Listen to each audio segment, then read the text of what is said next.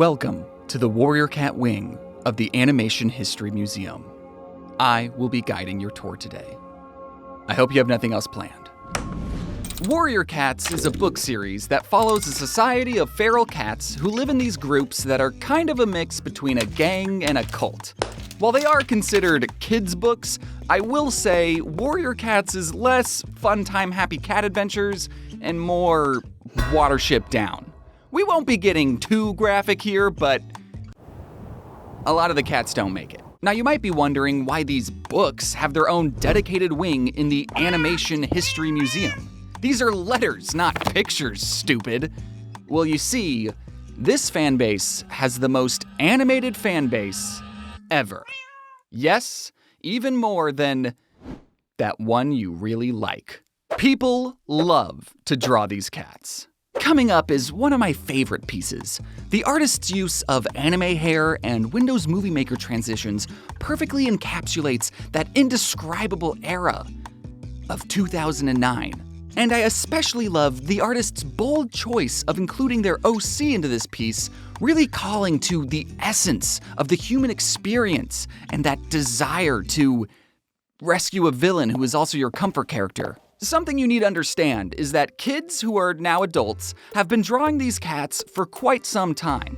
We have records of kids drawing these cats all the way back in 2004. And if you were a Warrior Cat fan during the 2008 housing market crash, then you were eating extremely well, not with food, but with edgy cat animations drawn entirely by a mouse. Fans were making anime openings, AMVs, and graphic depictions of some of the more Watership Down moments in the series.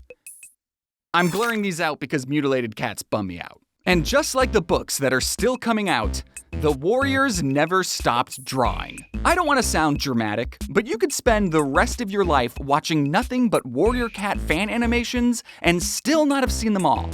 I actually haven't done the math on that yet, but trust me, there's a lot. Is this playlist still going? I have been fully aware of the vast quantity of Warrior Cat fan animations for quite some time. Heck, I've even hired some of them. But I've never been able to truly enjoy a Warrior Cat fan animation, as I've never read these books growing up because all the kids in my class who did pretended to be the cats during recess and would hiss at me whenever I tried talking to them, which even back then I was like, okay, this is a little weird, guys. But I regret not reading these books growing up because now I'm left with all these unanswered questions. Why are so many people drawn to drawing these fictional cats? What are these feelings stirring in my bosom as I watch these? And why do the art styles change so much? As we move down the Warrior Cat fan animation timeline, around 2012 is when the Warriors really begin to specialize in multi-animator projects. Basically, there were so many people willing to draw these cats that a large group of them all worked together, each animating a different segment of a video, and then when everyone's segment gets done in 14 months, the finished segments get stitched together into one complete video. I guarantee you've seen at least one of these group reanimator projects before, and you might have the Warriors to thank for that. I don't know who started the trend. Maps work out great for everyone, because now you and 40 of your animation buddies only have to animate a few seconds of a cat fight, and we get to watch a super engaging music video with changing art styles every 6 seconds. I really have to commend everyone who puts these projects together, especially the ones that were done before messaging apps like Discord even existed. But what I find extremely impressive is that everyone who signs up for these projects are doing so simply for exposure. No one involved expects any type of monetary compensation, and Warrior maps are very often made to copyrighted music, meaning no one's making money off these projects anyways. I can only imagine what musicians must go through when their manager tells them, "You're not gonna believe this! Someone just made a fan-animated music video of your song on YouTube!" And then the artist goes to watch it, and they just see a bunch of cartoon cats fighting each other. Violently. Can I tell you a quick story time? Once I wandered into a Barnes & Noble and thought, I wonder if they have any physical copies of Warrior Cats, because that is something I am willing to buy. So I went to the young adult section, looked under W, and found nothing. They didn't have any. Well, that's too bad, I thought. I mean, between the main books, graphic novels, and super editions, there's only over 100 different books with new ones still being written to this day, but I guess this BNN doesn't have any. Oh well. But then I had the disturbing realization that I might be looking in the wrong place. I was looking in the young adult section. I needed to extend my search to the kids' corner, spelled with a Z. So I gingerly walked from the kid book section to the little kid book section, trying to find the book I was currently reading. And there, next to the barn built into the wall and the blocks, were the Warriors. I'm not going to judge you on whatever books you like to read, because I live in a glass house. If I was ever going to understand what made people so drawn to drawing these violent feral kitty cats, then I would have to start reading these. So, whether you never read these books but are curious to know why so many people are drawing the characters, or maybe you did read these books a long time ago and want a refresher from the perspective of an adult who didn't grow up with them. Either way, get your favorite cat treat and knock something off a counter as we dive paws first into the wild and wonderful world of warrior cats. So, spoiler warning for warrior cats. Our main protagonist is Rusty, a handsome ginger Tom. Those are not my words. That is how he's described in the character description at the front of the book. Ignore that he's called Firepaw right now. Firepaw and Rusty are the same cat. It'll make sense in a little bit. Rusty is a regular house cat living with people, or as he would call them, two legs. You see, cats have some pretty unique slurs for everyday normal human things. This isn't a car driving on a road, it's a monster on the thunder path. Personally, I love it when books explain everyday, mundane human things from like a non-human perspective. Like, yeah, a car would be a monster to a cat. It merges without using a turn signal. Now, our main cat, Rusty, grows tired of his soft kitty pet life and thinks maybe living in the forest directly behind his backyard would sorta kinda be cool. But he's not ready for a big life change just yet. But then one day, Rusty's only friend in the entire world, named Smudge, he tells Rusty, "Hey, did you know when our owners take us to the vet, they chop our guys off?" Fellas, would you spend the rest of your life surviving in the woods if it meant you gotta keep both of your dudes? I would. So, like many other unneutered male cats, Rusty abandons his soft kitty pet life and sets out to start a new, wild and free life in the forest directly behind his backyard. It turns out there's a whole society of wild feral kitty cats living in the forest behind Rusty's backyard, and they've divided themselves into 4 distinct groups, or clans. The first clan we're going to be looking at is Thunder Clan. This is the clan our protagonists belong to and where most of the story takes place. These cats are the moral, compassionate, brave ones. Gryffindor. The next clan is Shadow Clan. These are the edgy, evil cats. Slytherin. Sure, there's evil cats in every clan, but a lot of them are from Shadow Clan, especially in season 1. Because they have shadow in the name, I always imagined every cat here was just a black Halloween cat. The next clan is River Clan. Their main thing is, they swim. I wouldn't call them Ravenclaw because they're not smart. They're more of a water tribe. And the next clan is Wind Clan, but you don't need to worry, they're Hufflepuffs. So cats from different clans hate each other and are super territorial. Don't even think about falling in love and starting a family with a cat from a different clan. That is so unaccepted, it happens constantly. And those are the 4 clans in the forest. However, there's one clan not in the forest we need to talk about called Star Clan. Ooh. Did you know cats have their own religion? Your childhood cat isn't gonna be kicking it with you in boring old two-leg heaven. They're gonna be sharing tongues with their ancestors in Star Clan. Sharing tongues is like when cats lick each other, like, you know, normal cat behavior. But whenever I read sharing tongues, I always thought they were like French kissing or something. Star Clan is basically warrior cat heaven.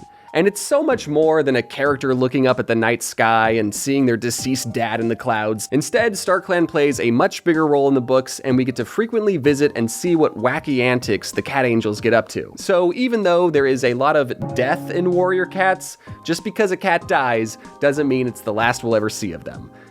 They'll just be in their angel form from now on. And those are the 5 clans you need to know about. It's just those 4 main ones and Warrior Cat Heaven. There's not going to be like a secret 6th clan or anything. Now, normally, forest cats are super big on cat purity and would never allow this random outsider into their clan. But you see, the leader of ThunderClan, named Blue Star, she had a pretty good reason to allow this handsome Ginger Tom into the clan. Blue Star, kinda thought he was the chosen one.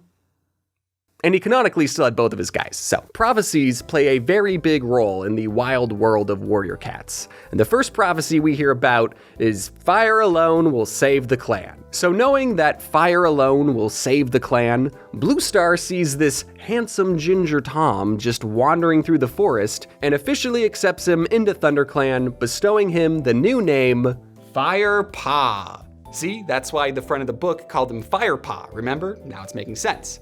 So completely remove the name Rusty from your brain. That's never coming back.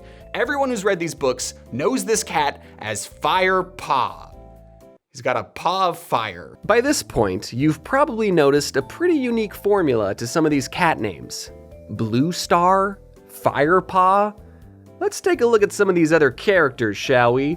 Let's see, we got Ashfur, Mousefur, Leopard Fur, Frost Fur, Russet Fur, Oak Fur, Bracken Fur, Soot Fur, Ash Fur again? Okay, what the fur is going on? What's with all these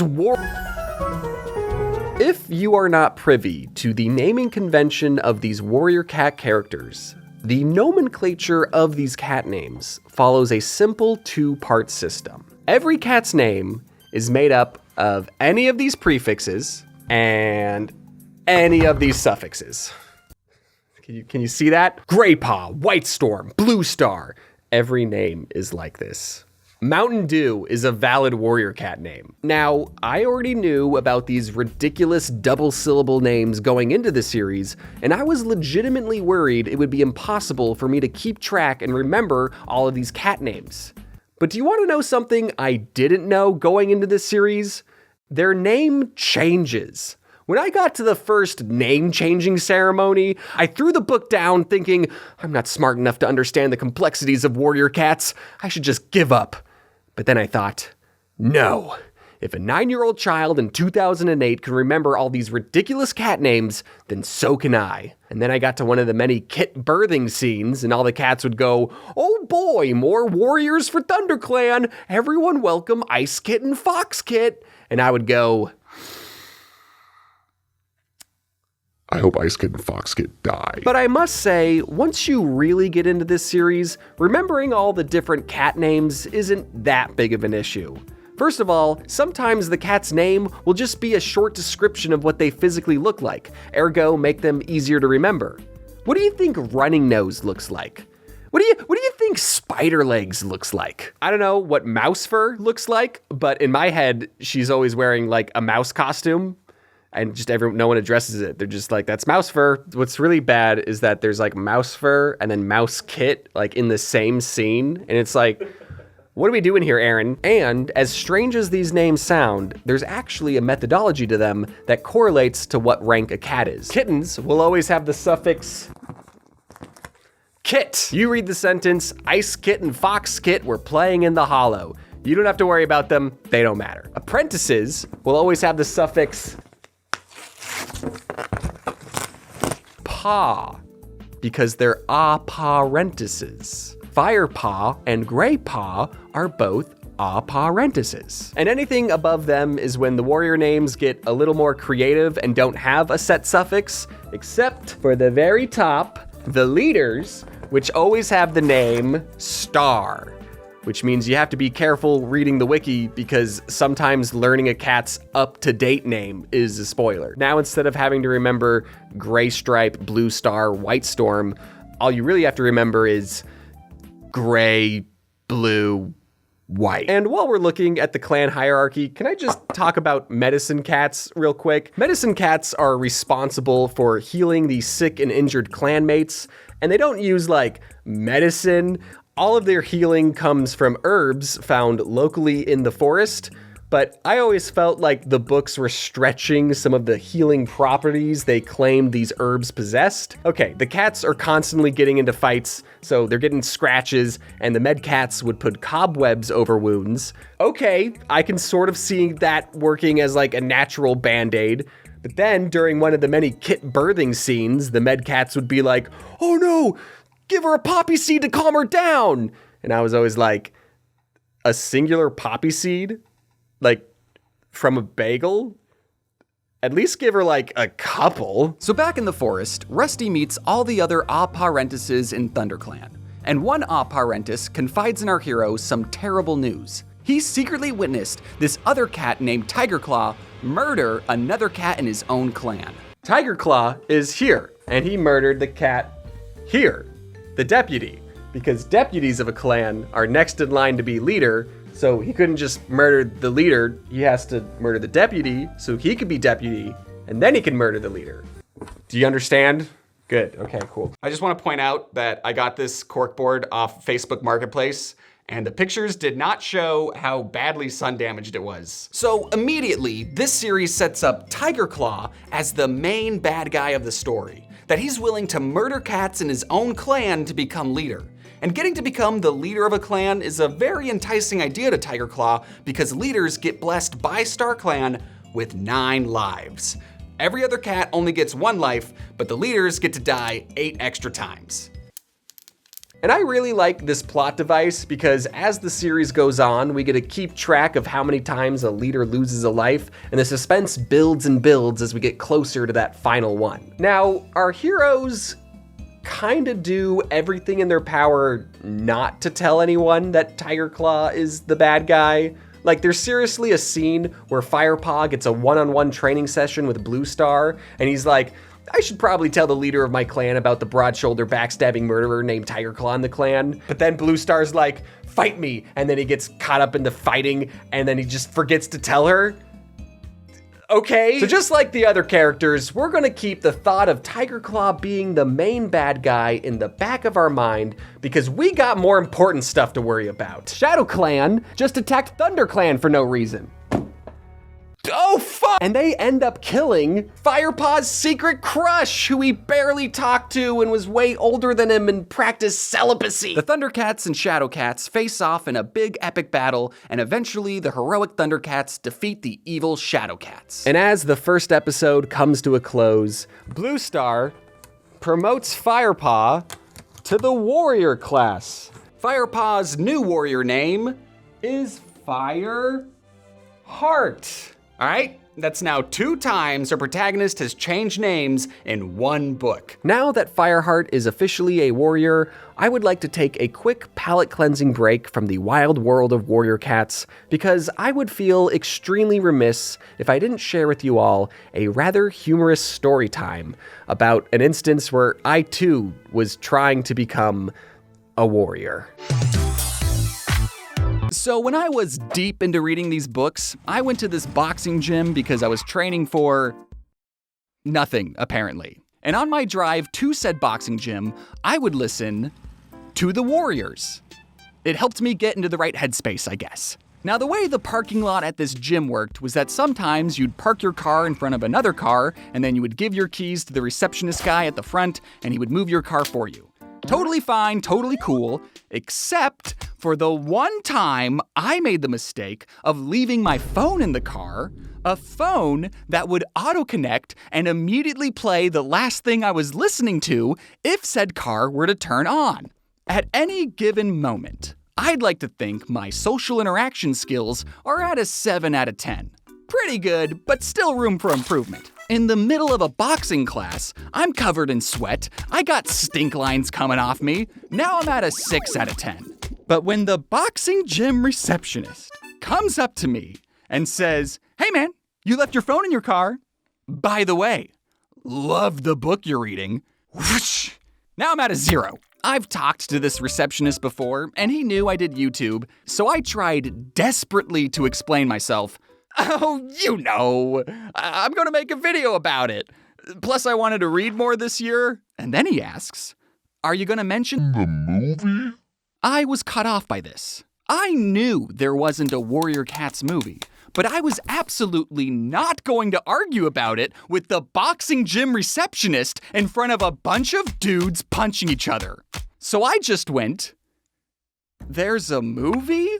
And he goes, yeah, there's a movie. And the way he said, yeah, there's a movie, made it sound like I was the dumb one for not knowing about the Warrior Cats movie. And I forget exactly what I said after that, but it was probably along the lines of, could someone please punch me so I no longer have to be in this conversation? And for the whole rest of the class, I could not fathom why that guy was so positive about the existence of a movie that definitely didn't exist. Did he see someone reenact the entire book with Littlest Pet Shop dolls and think that was a movie?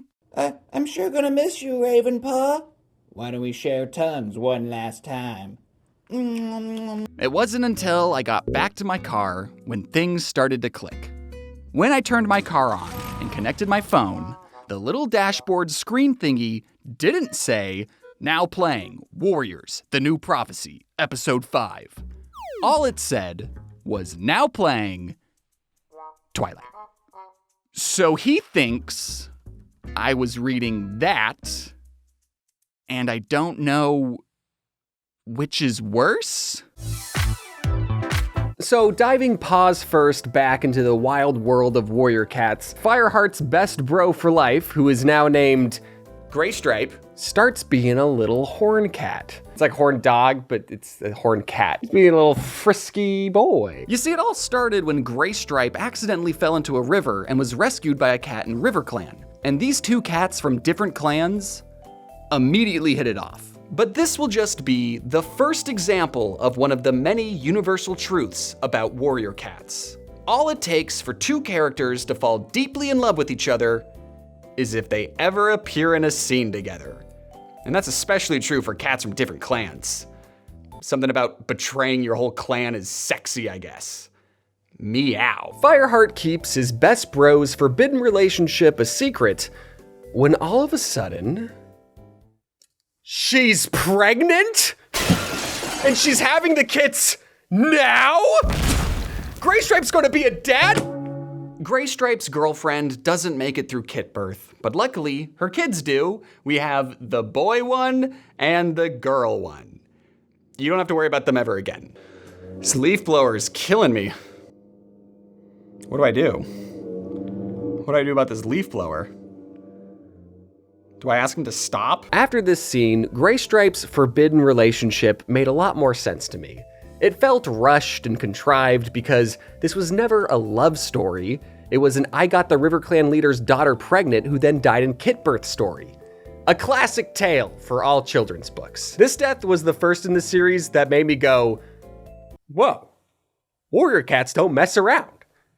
Who kills off the pregnant girlfriend? And then Graystripe tries living in River Clan for a bit, but that ultimately falls through, so he doesn't get to live there anymore, and he never gets to see his two kids grow up.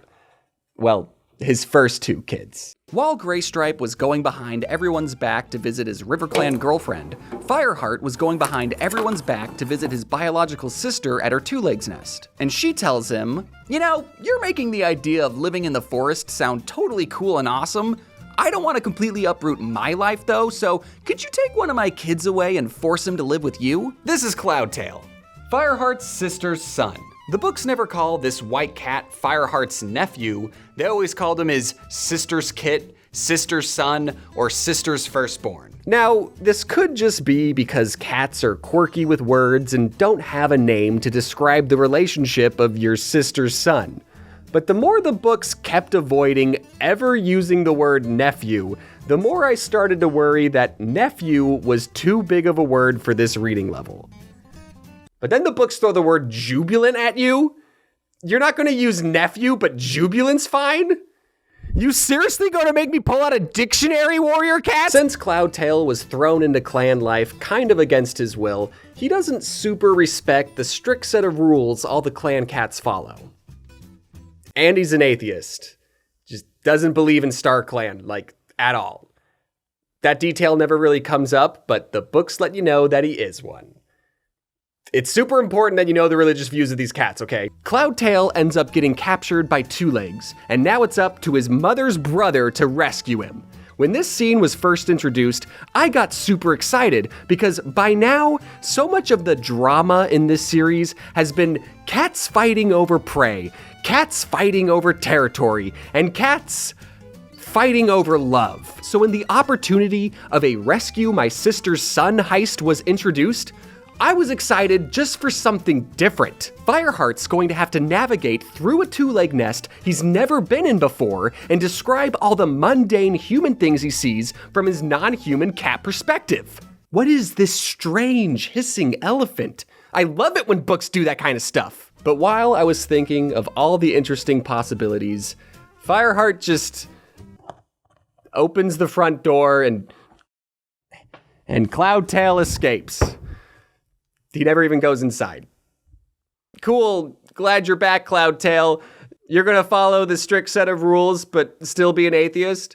No, that's fine. Yeah, I think I saw some fresh kill we could hunt back there. Once our heroes were finally done dealing with their atheist nephew and pregnant girlfriend, they finally came to their senses and told the leader Bluestar about the murderous, broad-shouldered Tiger Claw in the clan. And it actually got to a point where I started to question if Tiger Claw really was the main bad guy. Now, this might just be because I watch too many movies, but when something tries this hard to tell me he's the main bad guy, especially this early on in the story, I start to think, yeah, I can smell this plot twist coming from a mile away. Fireheart never had any proof Tiger Claw was evil. He was just blindly believing what this other random apprentice was saying. Tiger Claw was there when Cinderpelt got her legs run over, but we don't know for sure he caused the accident.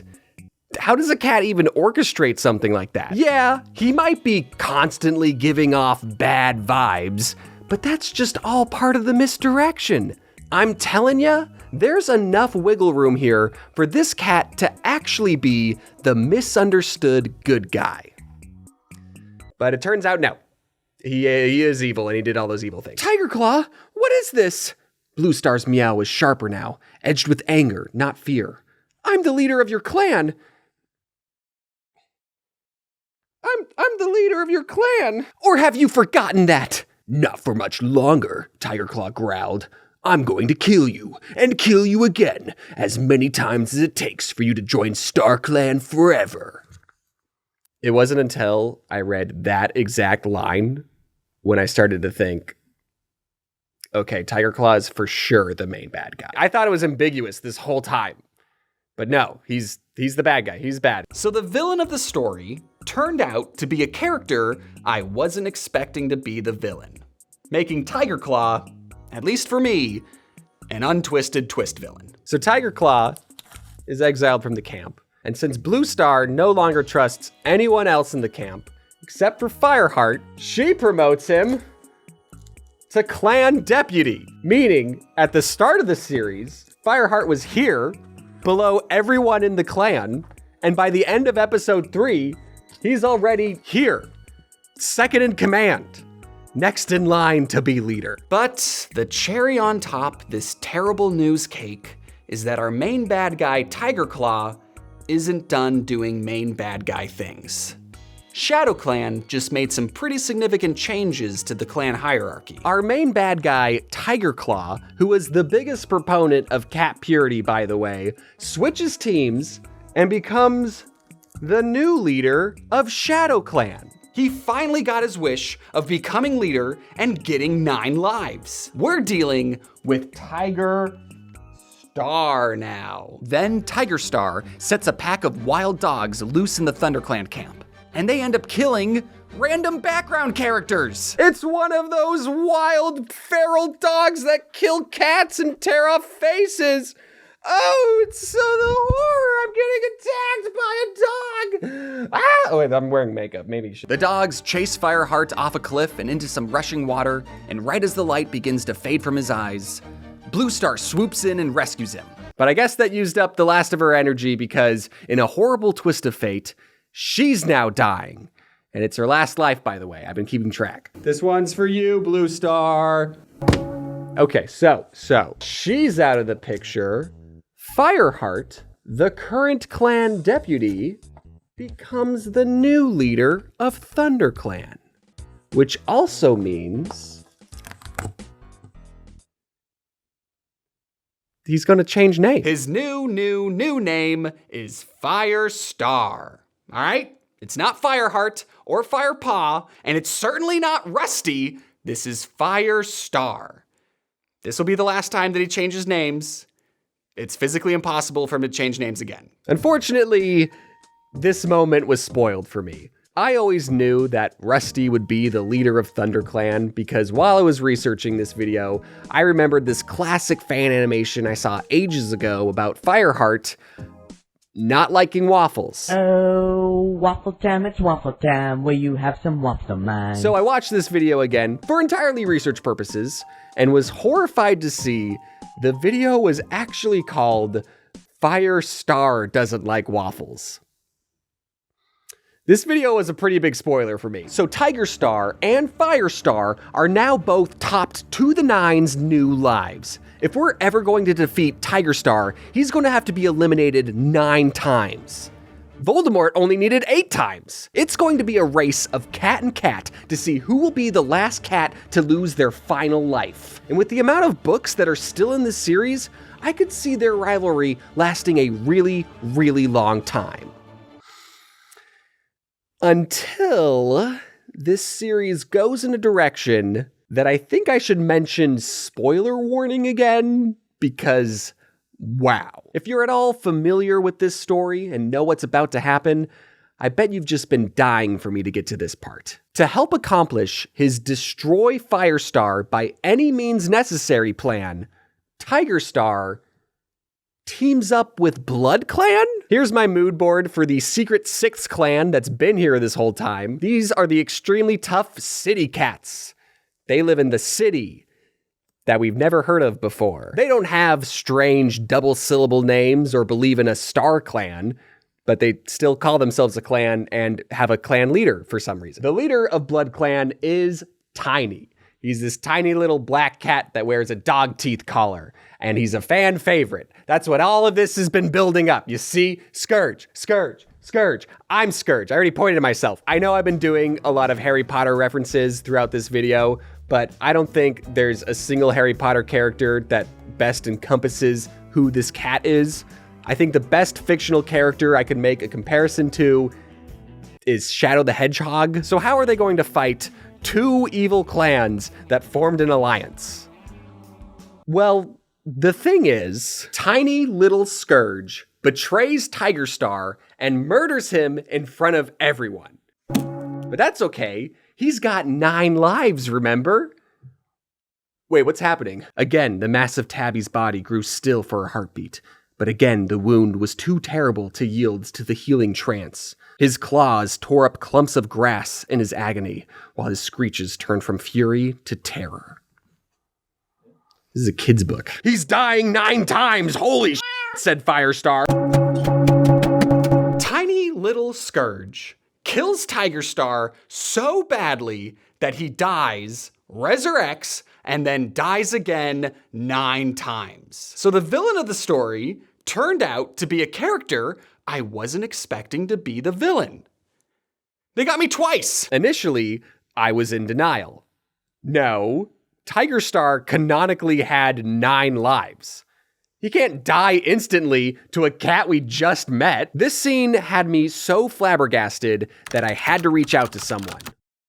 And everyone I talked to about it was always like, oh, you mean Scourge? I love Scourge. Scourge is so cool. And then I thought, okay, if this cat is so beloved, I should at least give him a chance. Maybe this whole time, the books were actually setting up how evil and ruthless this Scourge guy is. You thought that cat was the main bad guy? This new guy just killed him with barely any effort.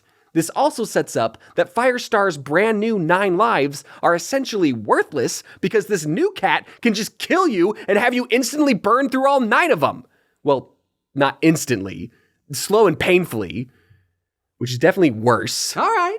It's a little unconventional, but if this is how the series sets up the actual main bad guy, then let's do it. Scourge, you've won me over. When Scourge and Firestar face off for control over the whole forest, Scourge very easily kills Firestar, because of course he does. Firestar is just a random kitty pet who stumbled his way up the clan hierarchy. And this is Scourge. Ultimate life form Scourge. Firestar Dies. Except this time, when Scourge kills a clan leader, he only loses once. One life. He only dies once because of the power of friendship or something. I think it's a metaphor for Jesus, actually, and I'm not making that up. Unlike Tiger Star, Firestar successfully, I'm sorry, fellas, I'm keeping you away from your, friends and family. Firestar successfully resurrects, and Scourge is very understandably caught off guard by this because he's never seen a cat do that before. So this time when they face off, it goes a little like this.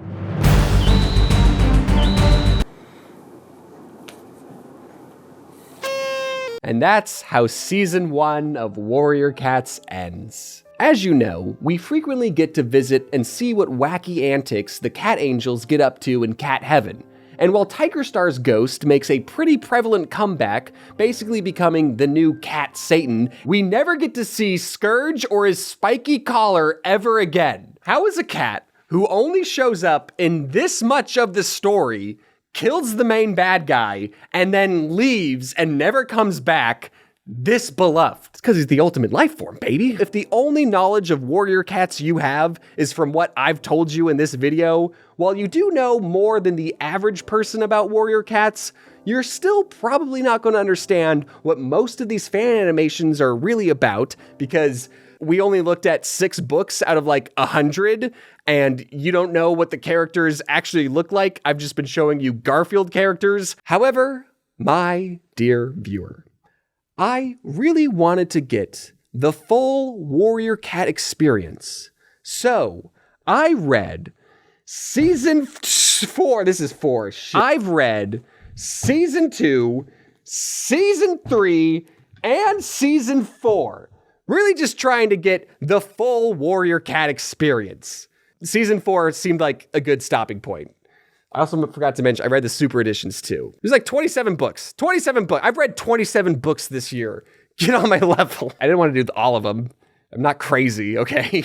I'm in a padded room. I'm not crazy. So with me as your local Warrior Cat expert, I can safely say I still have no clue what most of these fan animations are about. It's not my fault that I don't understand these.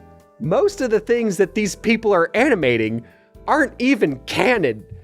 They've just been animating fan fiction this whole time. Cleopatra takes a character who's not even that prevalent and imagines her as an Egyptian Sphinx cat who has no ties to Egypt at all in the books. Next up forever, what if Firestar and Scourge switched lives and Firestar was the one with the spiky collar? Hollyphon, all right, this one's got a giant snake monster in it. Mr. Fear asks the question, what if there was a zombie outbreak in Warrior Cats? Scavengers of the Wind, this one's also got a zombie theme going on and is genuinely the most terrifying Warrior Cat animation I've ever seen.